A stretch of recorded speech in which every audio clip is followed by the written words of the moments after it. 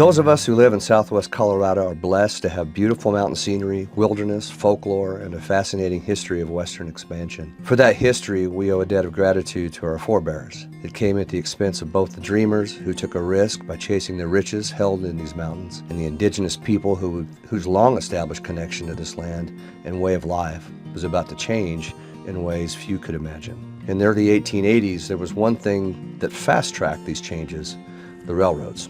The San Juan Mountains were not in the initial plan when former Union Army General William Jackson Palmer established the Denver and Rio Grande Railway to head south from Denver in 1870. But by the latter part of that decade, the explosion of mining in the southwest region of Colorado had taken hold. It was obvious that this narrow gauge railroad was destined to branch into our region. Congressional charter had already opened up the West for railroad expansion, and the mining industry begged for this support with all of the ancillary business and growth it would bring. Agriculture, coal mining, timber harvest, and a burgeoning population laid the foundation for our future.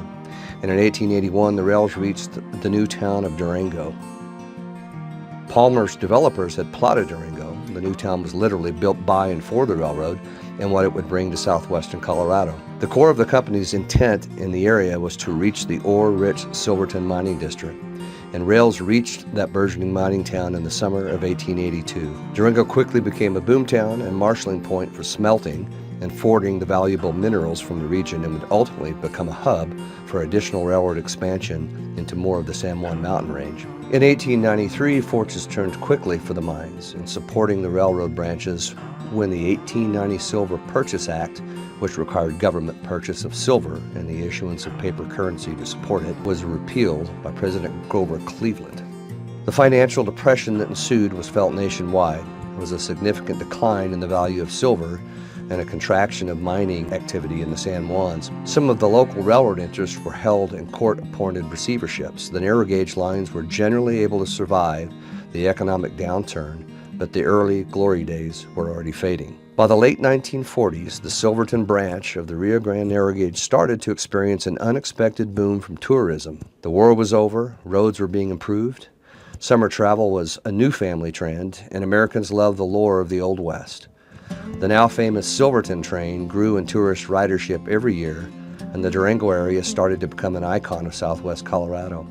Today, our beloved narrow gauge lines are considered historical gems and are well known worldwide.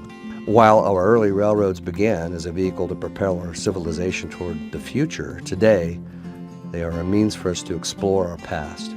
As we celebrate the founding of our state and country, we are also grateful that these historic railroads are still here for us to experience and share with future generations. To read this story, visit colorado150southwest.org. Alpine Bank, committed to Colorado and you.